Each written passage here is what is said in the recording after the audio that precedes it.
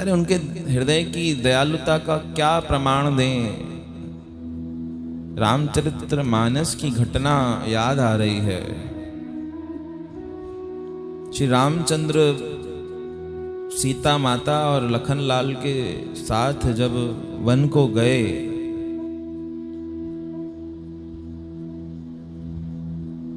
तो चित्रकूट जाकर पहुंचे। चित्रकूट में जाकर उन्होंने पर्णकुटी का निर्माण करने का संकल्प किया।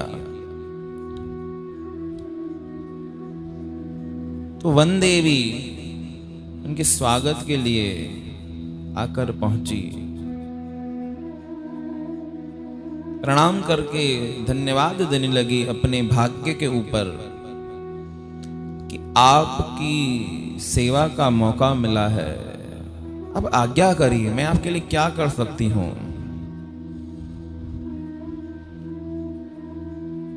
भगवान श्री रामचंद्र ने बोला कि जो करना है हम ही करेंगे, आप अगर कर सकते हैं तो एक काम कर लीजिए। बंदे भी बोलने लगी, हुक्म करिए, क्या करना है, आज्ञा करिए। आप ना इस मार्ग में आने वाले जितने भी कांटे हैं, जितने भी चुभने वाली चीजें सबको हटा दीजिए। वनदेव ने बोला, जी जैसी सरकार की आज्ञा, जैसे आप हुक्म करें हो जाएगा, पर एक बात तो है, आप तो आ गए ना, आप तो ये रास्ता पार करके आ गए, अब क्या फायदा।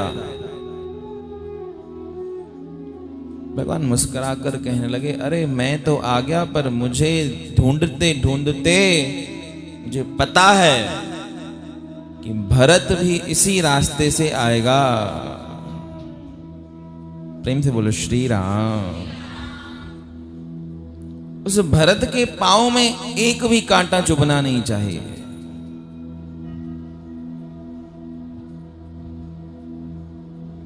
वनदेवी ने बोला, ठीक है,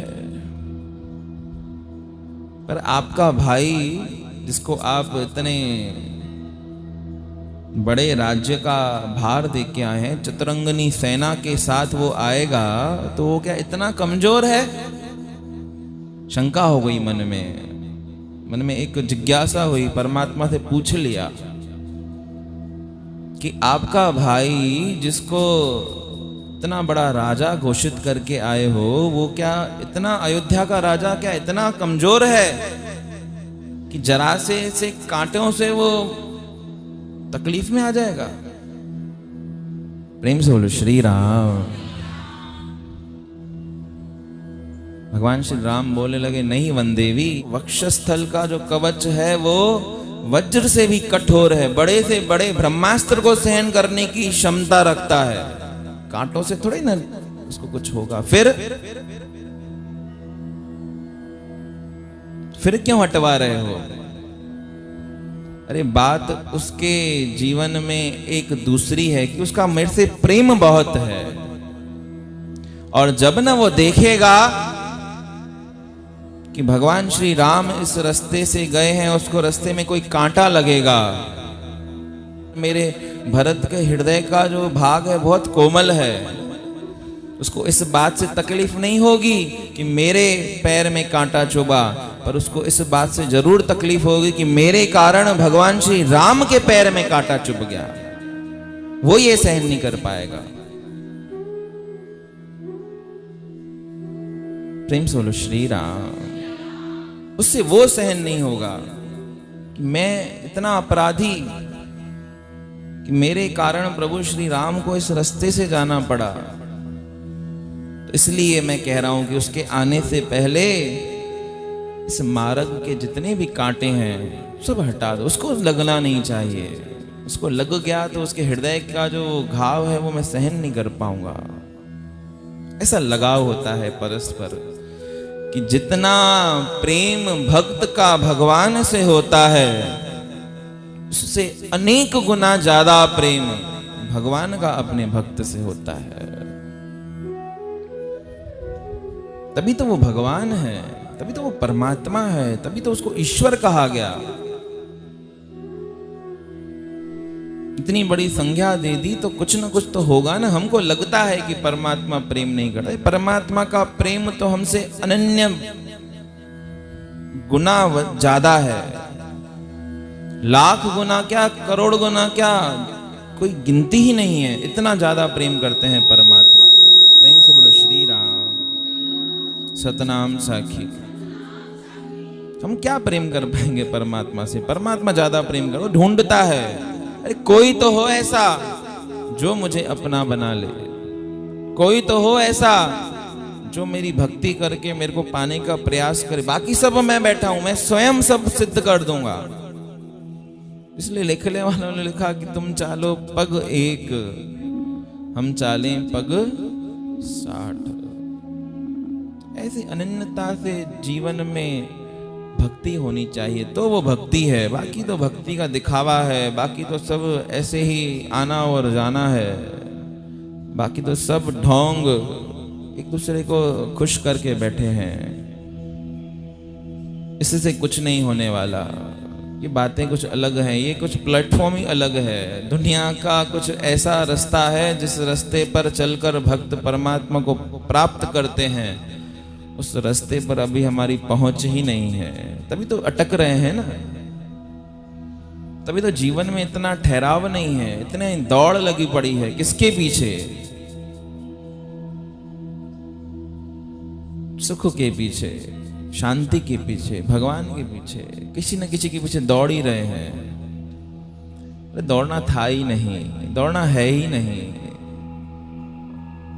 क्या करोगे दौड़कर? वो यहां पर ही बैठा है, इधर ही बैठा है। ढूंढना इधर है और ढूंढ इधर रहे हैं।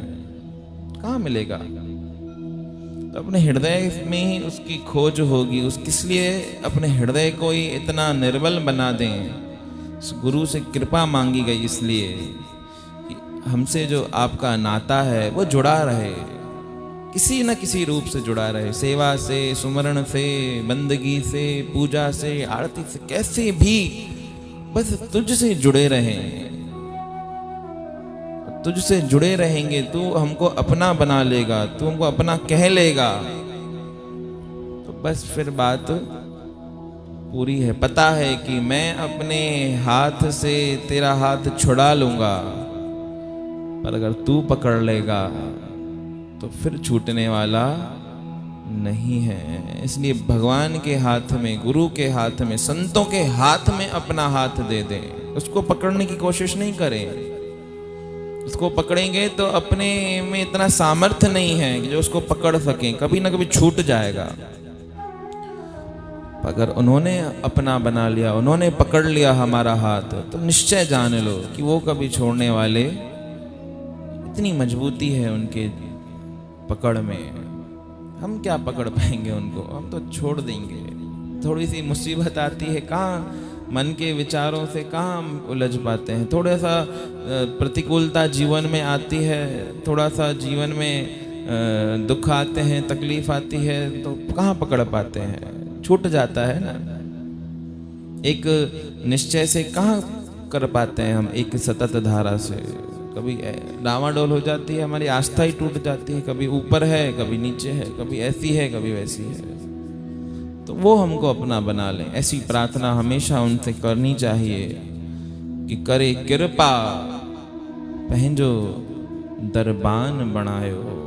अरे दरबान बना दो, वो भी बहुत है हमारे लिए। हम तो ऐसे भक्त हैं। ऐसी प्रार्थना करो कि आपके दर की चाकरी करते करते भी अगर जीवन पूरा हो जाए ना, तो जीवन की सबसे बड़ी उपलब्धि है। इससे बड़ी कोई उपलब्धि नहीं है कि इस दर की सारी उम्र झाड़ू निकालते निकालते निकल जाए और उम्र पूरी हो जाए, तो भी ये जीवन फायदे का सौदा है, घाटे का सौदा नहीं है। यहाँ की तो झाड़ू तो क्या है, यहाँ की तो एक एक चीज, यहाँ की तो मिट्टी में भी अमृत बसता है। आस्था होनी चाहिए। यहाँ की तो वारी जो है, वारी भी क्या करती है? अमृत का काम करती है। अंदर में जाएगी तो अंदर के जितने भी क्लेश हैं, उस सब क्लेशों का नाश कर देगी। तो यहाँ की तो वारी, मिट्टी भी यहाँ की पवित्र है। तो ऐसे दर का दरबान होना तो बड़ी बात है। तो यही प्रार्थना उनके श्री चरणों में करें कि हमारा जीवन सदैव आपके लिए समर्पित हो जाए, आपके प्रति समर्पित हो जाए, तो जीवन की सार्थकता अपने आप सिद्ध हो जाएगी। बोल गुरुदेव भगवान सद्गुरु साईं।